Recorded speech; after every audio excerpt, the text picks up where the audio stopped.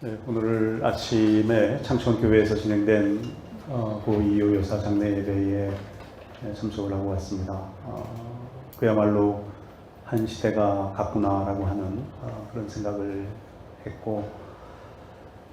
이 역사에 남은 짐, 결국은 한반도 평화의 짐이라고 생각이 되는데, 이 과제들을 남은 우리들이 흔들림 없이 나눠갔고, 이 과제의 수행을 위해서 훨씬 더 밀도 있게 정진하지 않으면 안 되겠다라고 하는 나름의 다짐을 했습니다. 저는 여러분들과 마찬가지로 우리 신앙인들은 한반도 평화가 우리 신앙의 과제라고 생각을 해왔습니다. 이것은 정치적인 과제이기 이전에 또 민족의 과제이기 전에 민족의 과제이고 정치적인 과제이기 때문에 더 본질적으로 신앙의 과제다라고 하는 그런 생각을 해왔습니다. 그래서 분단과 냉전 시대를 바라보는 다양한 시각들이 있음에도 불구하고 우리들은 그 시각들이 갖는 한계들을 늘 초월적으로 극복하면서 올 수 있었는데, 그것이 저는 바로 신앙의 힘이라고 그렇게 생각합니다. 작년 연초부터 시작된 소위 우리가 한반도 평화의 봄이라고 부르는 한반도 평화 프로세스가 새롭게 시작되고, 물론 북미 하노이 정상회담을 통해서 좀 주춤거리고 있는 그런 상황이긴 합니다만, 지난 1년여 기간 동안에 진행된 이 소위 한반도 평화 프로세스의 진보라고 하는 것을 생각해 보면, 이것은 결코 더디가 하는 것이 아니라 산전벽계와 같은 그런 변화의 초석을 마련하고 가고 있는 것이다, 이제 그런 생각을 합니다. 물론 이것이 이제 톱다운 방식으로 진행이 되면서 큰 진보를 이루어냈고, 그 이루어낸 진보와 지금 우리의 현실 사이에 나름의 큰 간격이 역시 존재한 거기 때문에 그 사회에서 사회적 합의를 구해내는 일들, 또 시민사회의 역할을 제고하는 문제들, 이런 것들이 여전히 남아있다고 생각을 합니다. 성서에 나타난 대로 이집트 백성들, 히브리 민족들이 이집트 제국의 압제 아래서 고통당할 때 그 고통의 소리를 들으시고 친히 내려오셔서 바라보시고 출애굽이라고 하는 구원 행동을 이끄신 그 하나님께서 일제 식민 시대의 모순을 자주적으로 극복하지 못하고, 또 분단과 냉전 시대가 제공하는 그 분열하고 갈등하는 또 적대적 그 근대를 살아오면서 우리 고통당하고 있는 한반도의 사람들을 바라보시면서 직접 내려오셔서 평화의 봄을 경작하고 계시다는 그런 생각을 합니다. 예수 그리스도의 십자가의 죽음 이후에 그 엠마오로 내려가는 두 제자들의 역사 인식은, 이제 우리 유대 역사는 끝이다. 메시아에 대한 정치적 대망도 끝났고 우리의 역사는 이걸로 끝이다라고 하는 그런 절망감에 휩싸였으리라고 그렇게 생각을 합니다. 그러나 낯선 행인으로 동행하시는 예수님께서 십자가의 죽음이야말로 하나님의 장대한 구원 역사를 이루어내는 정점이다라고 하는 것을 밝혀주시고 그들에게 새로운 희망이 되어주셨는데, 그런 누가복음의 엠마오 도상에 나타난 두 제자의 그 서사는 오늘 분단과 냉전의 아픔을 절망 속에서 살아가고 있는 우리들에게 굉장히 큰 희망의 원천을 제공해 준다고 이렇게 생각됩니다. 하나님께서 원하시는 세상이 뭔가, 하나님이 세상을 이처럼 사랑하사 라고 말씀하셨을 때 그 사랑의 관점에서 우리가 한반도를 생각할 때 적어도 하나님께서 원하시는 한반도는 식민지 모순, 식민시대의 근대의 모순, 또 분단과 냉전 시대의 근대성이 가져오는 모순들을 자주적으로 극복하고 그래서 치유되고 화해된 정의와 평화가 입맞추고 또 그래서 만물의 생명이 풍성한 그런 한반도를 원하시는 것이 너무나 분명하다. 내가 온 것은 양으로 생명을 얻게 하고 더욱 풍성히 얻게 하기 위해서 오셨다라고 하는 그 하나님의 관점에서 이 세상을 바라볼 때 우리의 한반도의 분단과 냉전은 우리의 역사의 끝이 아니라 풍성한 생명을 이루어내는 과정이요 또 그 절정이다라고 하는 생각을 하게 됩니다. 그렇게 될 때 우리는 결코 좌절하지 말아야 될 것이고 특별히 우리 신앙인들이 이와 같은 민족 문제에 대한 또 한반도 평화 문제에 대한 마음의 일치를 구하고 하나된 마음으로 민족 공동체를 지원화해 또 생명의 지원화해 또 평화 통일의 길로 인도할 수 있는 그런 교회가 되어야 되겠다고 생각을 합니다. 저는 1956년 11월 9일에 태어났는데요. 그 구암동에서 태어났습니다. 어려서 4살 정도까지인가 살다가 청진동으로 이사를 한 걸로 저는 지금 기억을 하고 있는데, 그 4살, 5살 그 어간에 구암동에 대한 기억이 뚜렷하게 남아있는 게 2가지입니다. 뚜렷하지도 않죠. 굉장히 희미한 기억으로 남아있고, 그 기억의 틈새로 제가 조그만 자전거가 하나 있었는데, 연탄을 배달하러 오신 아저씨가 그 자전거에 앉아서 그 자전거가 망가져서 슬퍼했던 기억 하나. 또 어머님이 저를 목욕을 시키다가 머리를 감기는데 제게는 너무 뜨거운 물을 머리에 부으셔가지고, 놀랐던 그 장면. 그 2가지 외에 뚜렷하게 기억에 남는 장면이 2가지인데, 하나는, 그 해방촌이라고 하는 그 일대에 형성된, 피난민들의 마을이었고, 또 다른 하나는, 아버님의 손을 잡고 남산을 올 때 보였던 그 미군 캠프. 이 해방촌과 미군 캠프라고 하는 이 아주 어렸을 때 그 남산 일대에서의 저의 기억은 나중에 이 한반도 문제를 정리하는데 굉장히 큰 상상력을 제공하는 것이었다고 그렇게 생각을 합니다. 여러분들 잘 아신 대로 해방촌은 사실은 해방촌을 중심으로 하는 용산 일대는 글쎄요, 이런 표현이 가능할런지 모르겠습니다만 지금 돌이켜 생각해 보면 충분히 가능하다고 생각을 하는데, 소위 냉전 식민지의 어떤 상징과도 같은 그런 곳이었다고 생각이 되었습니다. 거기에서 해방촌이라고 하는 것은 분단과 그 분단에 필연적으로 찾아온 한국전쟁의 결과로 빚어진 것이었고, 역시 사지로 그분들의 마음에서부터 출발을 해보면 나름대로 소위 공산주의에 대한 원초적 경험을 극단적인 냉전체제 하에서 경험을 했고, 특별히 한국전쟁이라고 하는 것을 통해서 경험을 했고, 또 자신들의 고향이 아닌 다른 곳에 내려와서 소위 생존을 위해서 새로운 출발을 해야 되는 굉장히 그 신앙적 또 정치적 결사체로 자신들을 만들어 가지 않으면 안 되는 그런 조건 속에 있는 분들이 뜨거운 보수적 신앙으로 뭉쳤고, 그것이 남한이라고 하는 또 다른 분단 체제 하에서 생존을 위한 전략 혹은 또 다른 시대에 대한 그 이데올로기적 이해를 갖고 냉전 반공신학으로 자신들을 무장하기 시작했고, 때로는 그것이 굉장히 과격한 국가폭력 참여로 이어지는 이제 그런 일들이 진행이 되었고, 저는 그 연장선상에 오늘 그 정방문 현상도 함께 나타나고 있는 것이다라는 생각을 해봅니다.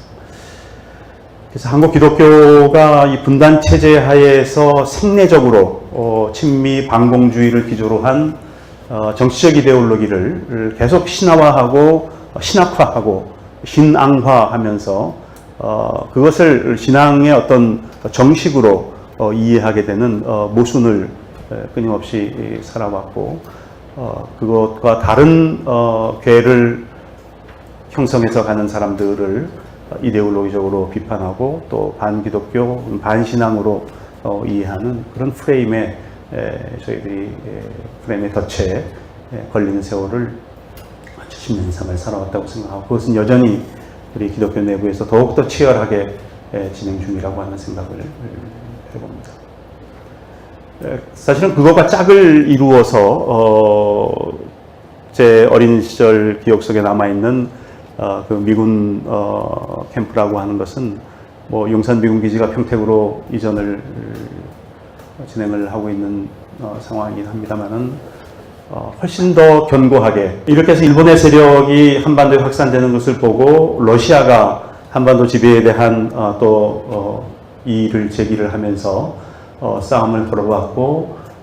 그 과정에 참 재미있는 사실은 러시아는 그때 당시에 39도선을 제안을 하면서 소위 버퍼존을 만들어서 러시아와 일본이 분할 점령을 하자라고 하는 그런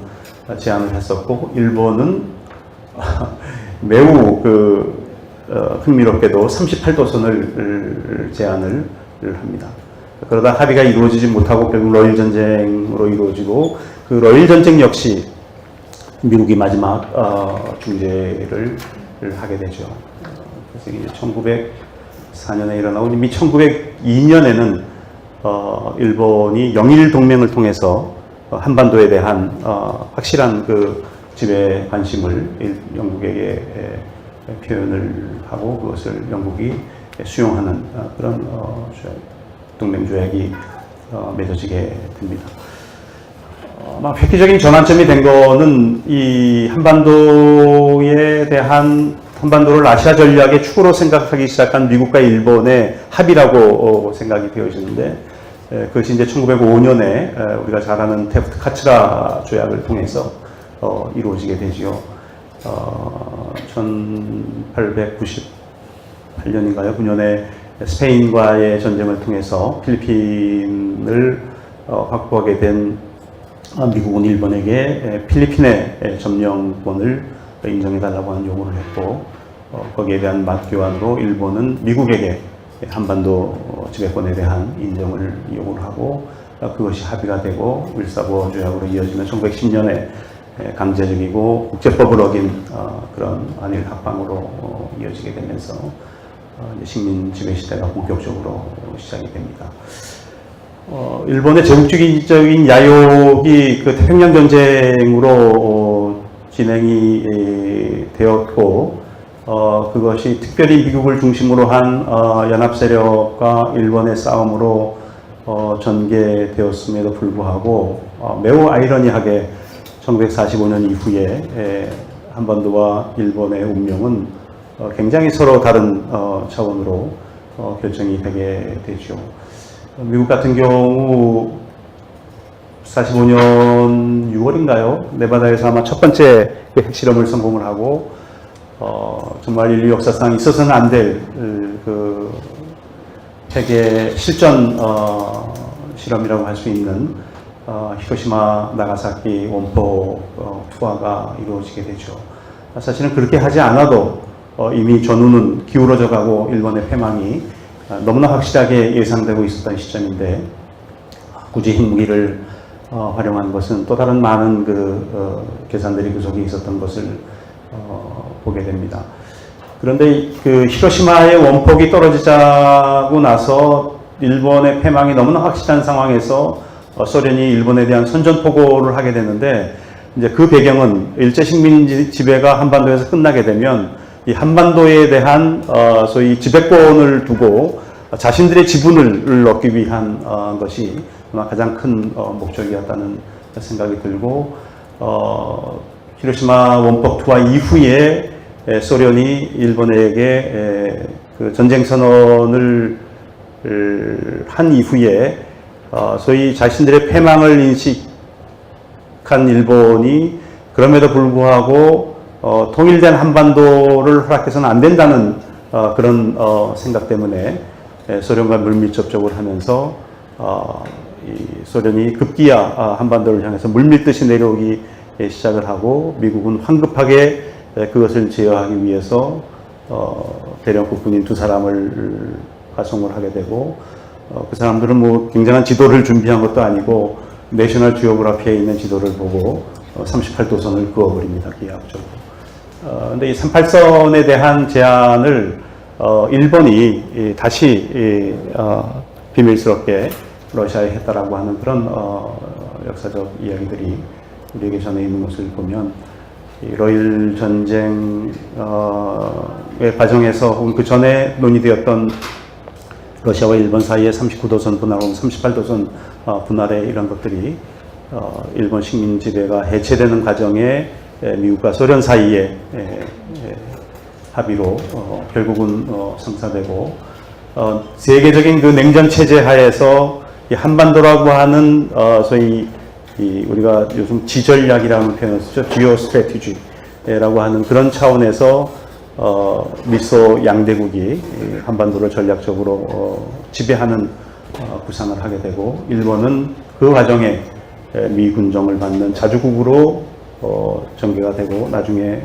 결국은 미일 동맹의 안보 도움을 받으면서 경제 대국으로 성장을 하게 되는 그런 것들이 진행이 되어 왔습니다. 이런 그 배경을 말씀을 드리는 것은 뭐 잘 알고 있는 사실이지만 우리가 한번 정리한다는 생각에서 말씀을 드리는 것은, 오늘 한반도의 평화를 둘러싸고 있는 소위 지정학적, 지경학적, 그래서 지전략적 차원이라고 하는 것이 결국은 이 한반도 분단 체제를 견고하게 묶고 있는 동인이기 때문에 더욱 그러합니다. 요즘 비핵화가 이 한반도 평화 문제와 얽혀서 우리 한반도 평화 프로세스에 발목을 잡는 것이 되기도 하고, 또 자꾸 이것이 절대 조건화 돼가는 상황 속에서 저는 이 한반도와 동아시아의 그 대분단선으로 생각되는 소위 샌프란시스코 체제, 판문점 체제에 대한 생각을 우리가 다시 한번 면밀하게 해봐야 된다는 생각이 듭니다. 1952년에 일본은 소위 샌프란시스코 조약을 체결하고, 그것은 곧바로 미일 동맹 조약, 소위 우리가 평화 조약이라고 부르고 전후 조약이라고 부르는 것으로 체결이 되게 되는데, 그 미일 동맹의 핵심적 전략 포인트는 미국이 일본을 자신들의 전략의 하부 구조로 두고 소위 아시아 태평양의 지배권을 자유스럽게 전략적 유연성을 가지고 넘나들 수 있도록 그 토대를 확보한 동맹이라고 볼 수 있고요. 1953년 정정과 더불어 만들어진 소위 우리가 판문점 체제라고 부를 수 있는 그 체제는 이 샌프란시스코 체제의 일종의 하부 체제로 같이 연동하면서 이 동아시아의 냉전의 대분단선을 형성을 하게 되는 거죠. 그래서 오키나와 또 우리 한반도, 작금에는 제주도, 대만, 필리핀, 싱가포르 이렇게 이어지는 그 냉전 시대의 축이 가동되어 왔고, 세계적인 냉전 체제가 해체되었음에도 불구하고 소위 중국이라고 하는 새로운 세력의 부상을 통해 그 상을 견제하기 위해서 소위 아시아로서의 회귀, 또 소위 리밸런싱, 아시아의 재균형 정책을 미국이 택하면서 소위 신냉전 체제가 계속되고 있는, 그래서 여전히 샌프란시스코 판문점 체제를 축으로 하는 동아시아의 냉전의 대분단선은 작동하고 있다라고 하는 생각을 하게 됩니다. 이제 그 과정에 1956년이 제 생년인데 나중에 공부를 하면서 보니까 정전협정의 그 13조 D항이 새로운 그 인적 또 군사적 자원들을 유입하지 못하게 돼 있는 그런 조항인데, 1956년에 미국이 그 조항을 자기네를 지킬 수 없다라고 선언을 하고 나옵니다. 그래서 미 의회의 결의와 또 유엔의 결의들을 거치게 되고, 그 결과 1958년에까지 한반도는 그야말로 미국의 전략 자산이라고 할 수 있는 뭐 핵무기라든가 이런 것들을 다 포함한 그런 것들이 다 유입된, 그래서 그것이 소련과 또 중국을 겨냥하는 역할을 함께하는, 그야말로 미국의 핵 기지화가 되고, 그것이 1991년에 한반도 비핵화 선언이 노태우 정부 때 이루어지게 되고, 뭐 실질적으로 핵무기는 철수를 하지만 핵우산 전략 하에 한반도가 다시 포함되는 이제 그런 때까지 지속되고 있다는 것을 생각을 하면, 그 와중에 북한이 경험했을 점차적으로 미일 군사동맹은 강화되어지고,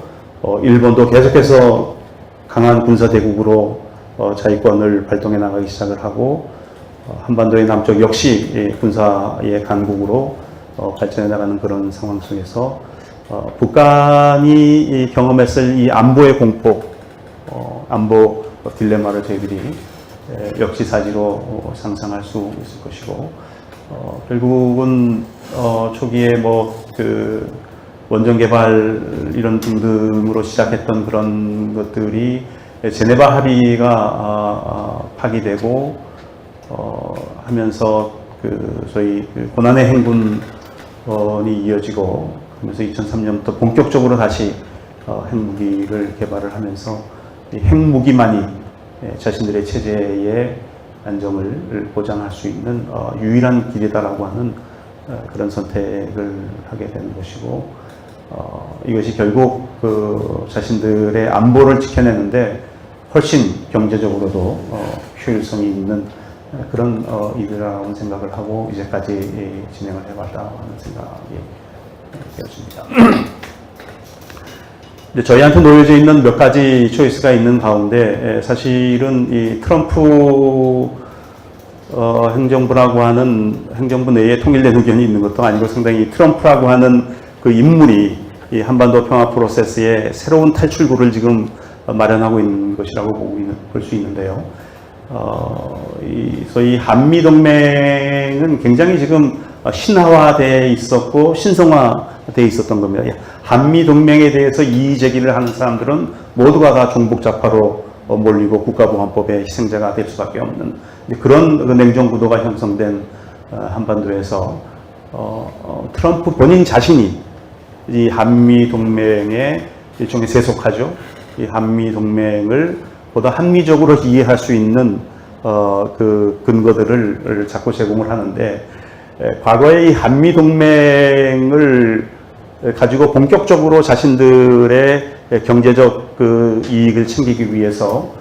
미국이 그렇게 본격적으로 드러나게 활동을 했던 적은 없다고 생각을 합니다. 그러나 미국에 있어서 경제적 이익이 우선시되고 이 소위 한반도가 북핵 위기로 점점 안보의 위기가 심화되어가는 그런 과정 속에서, 특별히 또 한일 관계가 악화되는 그런 과정 속에서 이 한미 동맹이 가지고 있는 소위 군사적 안보의 가치를 경제적 가치로 자꾸 환원시키면서 무기의 구입을 요구하고 또 FTA 개정을 요구하는 등등 이렇게 진행을 하면서 이 한미 동맹이라고 하는 것도 시대적 상황에 따라서 그 내용을 달리하면서 갈 수 있다라고 하는 생각을 하게 만들었고, 문재인 정부 역시 소위 미국이 인도 태평양 전략을 주창을 하면서 사실 인도 태평양 전략은 아베가 먼저 주장을 하고 나섰던 것이고, 미일 군사동맹이 논의하는 과정에 그것이 미국의 전략으로도 같이 수렴이 돼서 지금은 미국의 전략이 미일 동맹을 통해서 지금 이 인도 태평양 전략을 구상을 하고 있는데, 끊임없이 우리는 그 인도 태평양 전략에 참여하라고 하는 요구를 받고 있는 거죠.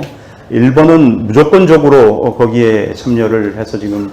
진행을 하고 있는 상황이고, 이명박 박근혜 정부를 거치면서 소위 21세기형 한미동맹, 그렇게 해서 소위 북한만을 대상으로 하는 한미동맹이 아니라 세계적 안보에 참여하는 그런 미래형 안보 형태라고 하는 얘기를 하게 되는데, 그것은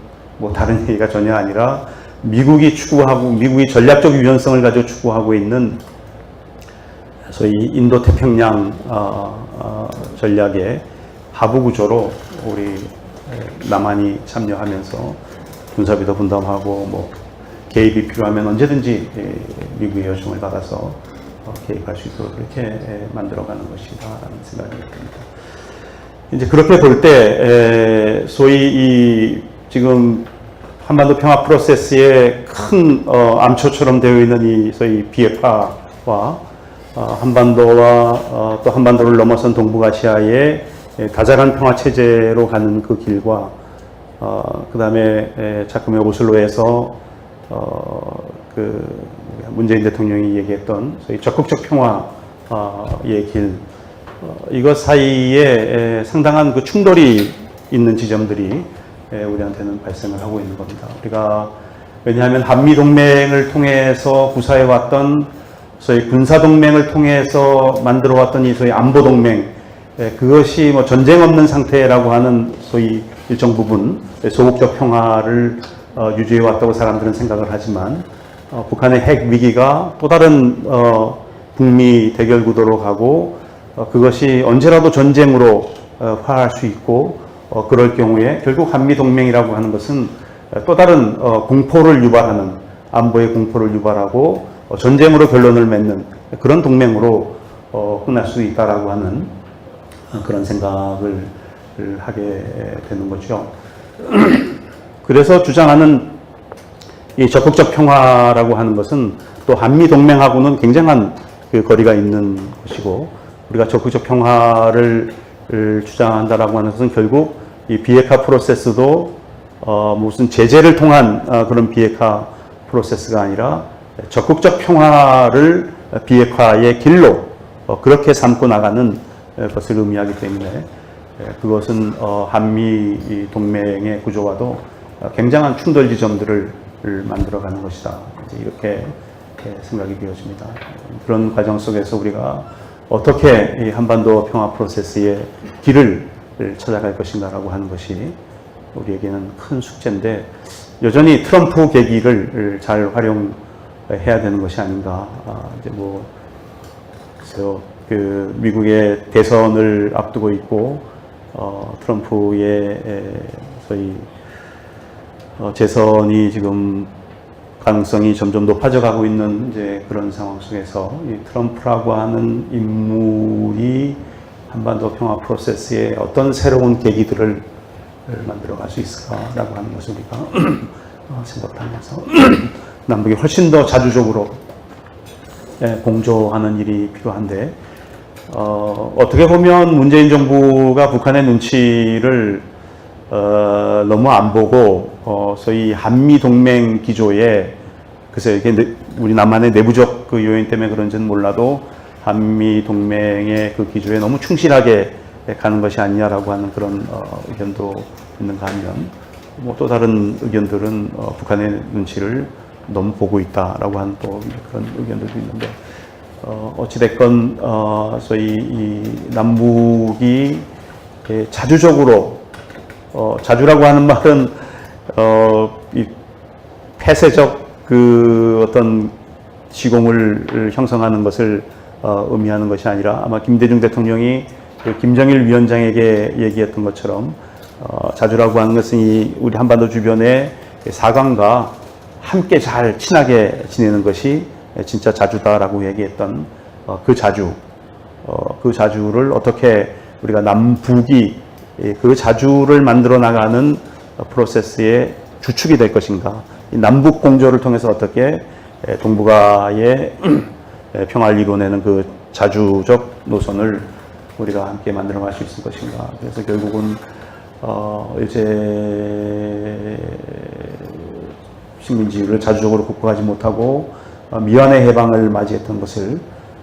극복하고 이 한반도와 동북아시아의 평화를 만들어 갈 것인가 라고 하는 그런 것이 우리들에게 과제로 남아있다고 생각합니다. 가장 큰 변수는 지금 새롭게 등장한 중국의 변수라고 얘기할 수 있을 것입니다. 중국은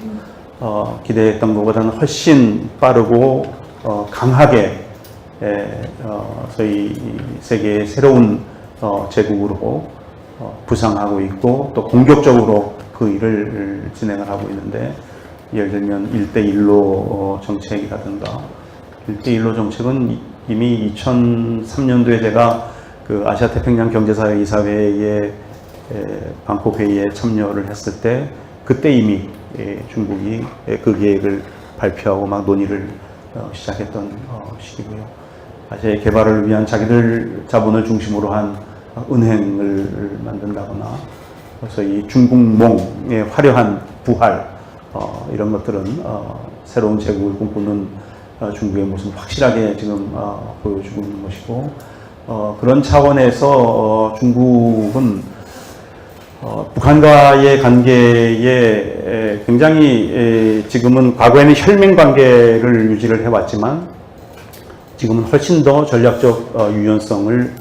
가지고 진행하고 있는 것이 아닌가. 물론 그 전략적 유용성 속에는 일정 부분 미국의 견제를 피하기 위해서 제재에 동참하는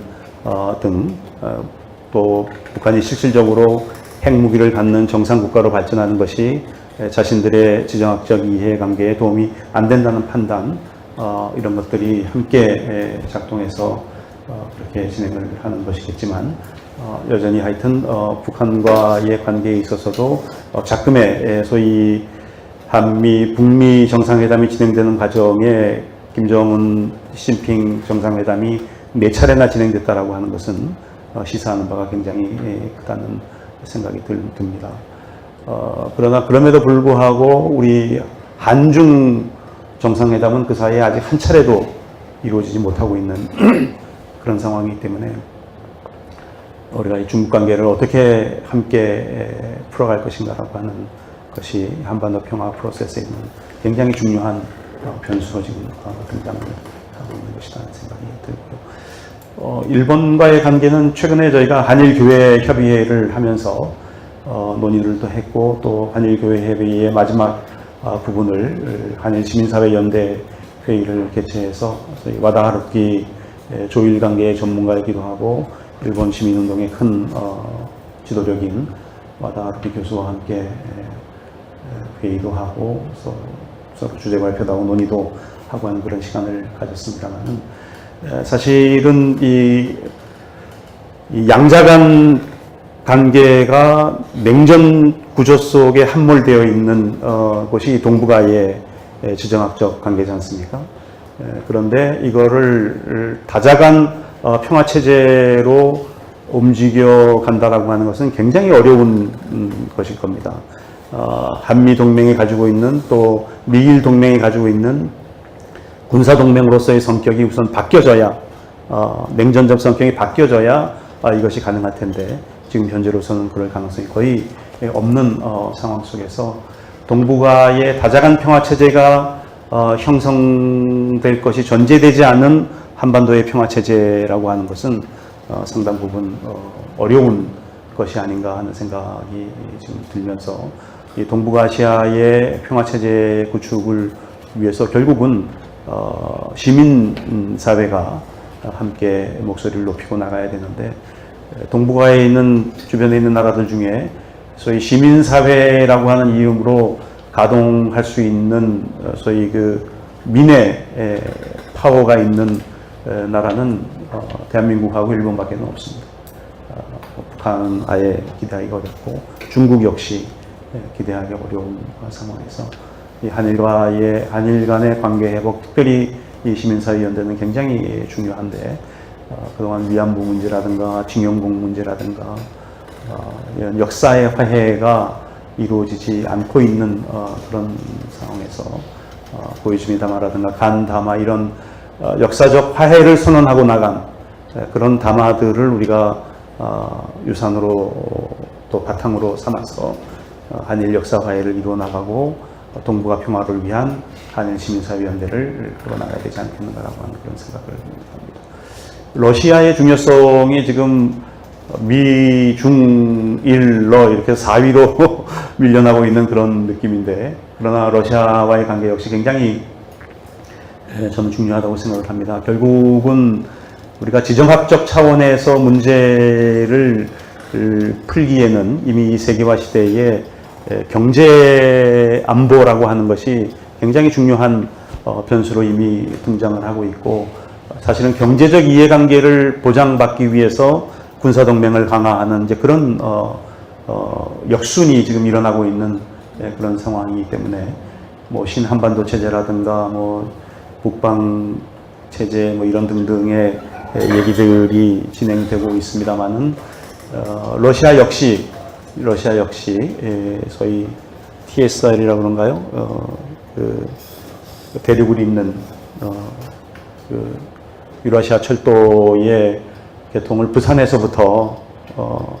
시작을 하는데, 그게 개성, 평양 거쳐서 그냥 신의주 이렇게 해서 빠져나가는 게 아니라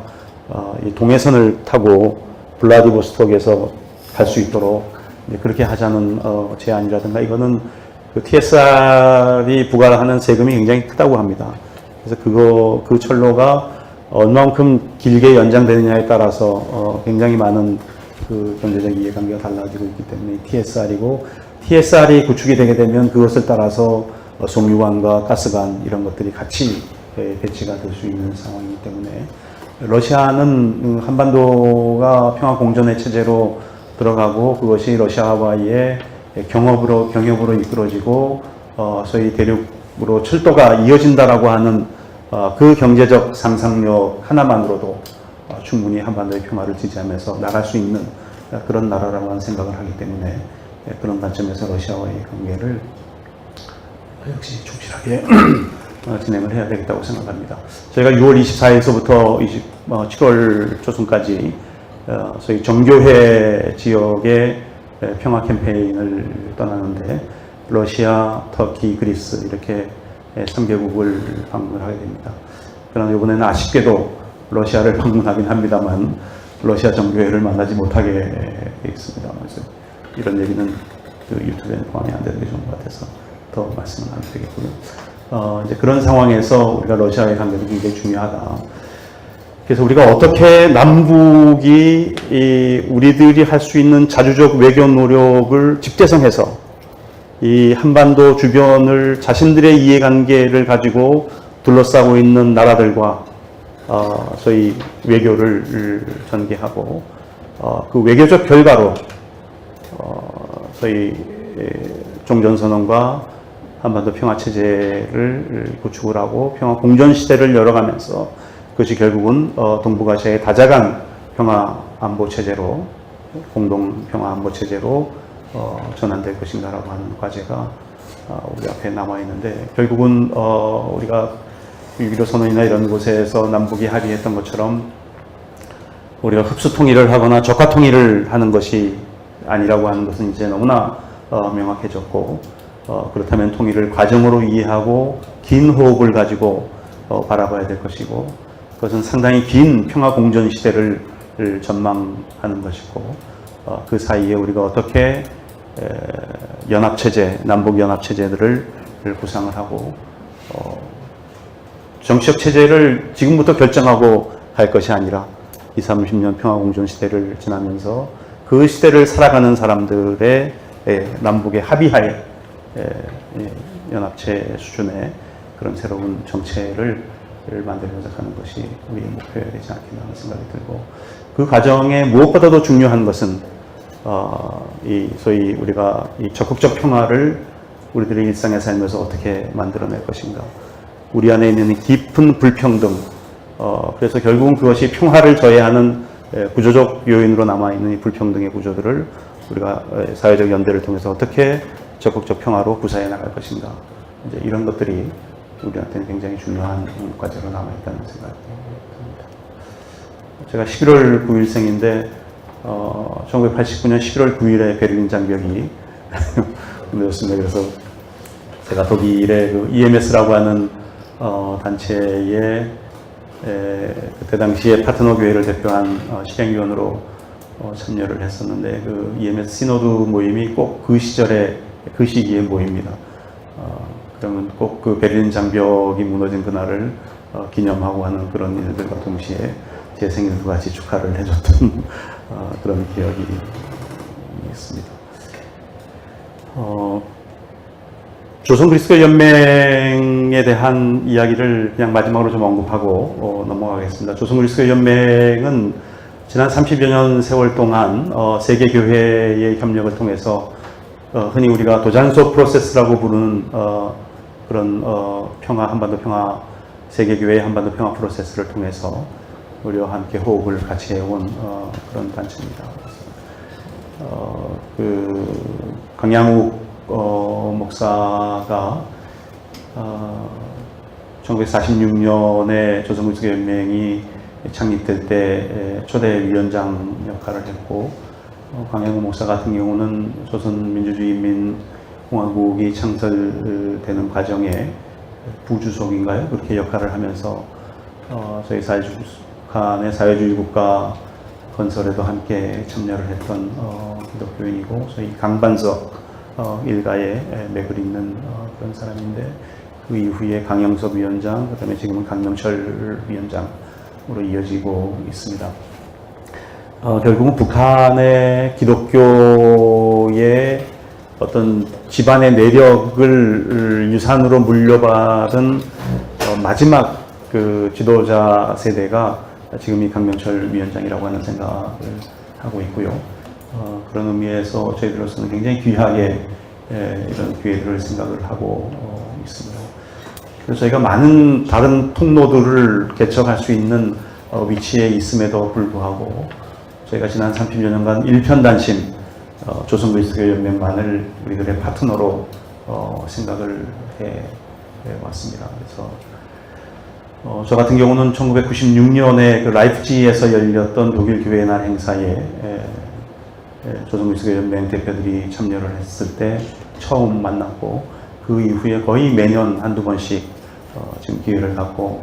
만들고 있는데 재작년 2017년 작년 2018년이죠. 세계교회협의 창립 70주년을 맞는 그때에 세계교회협의회가 조선그리스도연맹 대표와 또 저희 NCC 대표들을 함께 초청을 했고 중앙위원회 석상에서 두 지도자가 함께 연설할 수 있는 그런 기회를 제공하였고 특별히 그때 창립 70주년을 축하하기 위해서 온 교황과 저희 대표들이 악수할 수 있는 그런 예식도 준비를 해줬고 저희 정교회의 총대주교인 그 컨스탄티노플 대주교가 주일 예배를 인도하고 난 다음에 또 특별히 우리 조선그리스도연맹 대표들과 함께 담화를 나눌 수 있는 그런 기회도 있었습니다. 작년에 저희들이 그 한반도 세계교회를 중심으로 한 한반도 프로세스의 명칭을 도잔소 프로세스에서 판문점 프로세스로 전환을 했습니다. 판문점 프로세스는 WCC를 중심으로 한 세계교회가 중심이 되어서 남한과 북한의 교회들이 참여하고 또 EFK라고 하는 한반도 에큐메니컬 포럼이라고 하는 그 국제연대가 작동하는 이제 그런 흐름이었다고 한다면 판문점 선언 이후에 모인 작년 6월 모임에서 이제 도잔소 프로세스의 시대는 끝이 나고 판문점 프로세스의 시대를 우리가 여는데 이것은 남북의 교회가 에큐메니컬 포럼 포 코리아 이 한반도 에큐메니컬 포럼을 축으로 해서 세계 교회와 함께 동행하는 그런 한반도 평화 프로세스를 전개하는 것으로 그래서 남과 북이 다시 말하면 NCK와 조선그리스도 연맹이 자주적으로 한반도 평화 프로세스를 위해서 공조하고 그 공조의 토대 위에 EFK와 세계교회협의회가 같이 작동하는 이제 그런 프로세스를 마련을 하고 있습니다. 여기까지만 하고 질문 있으면.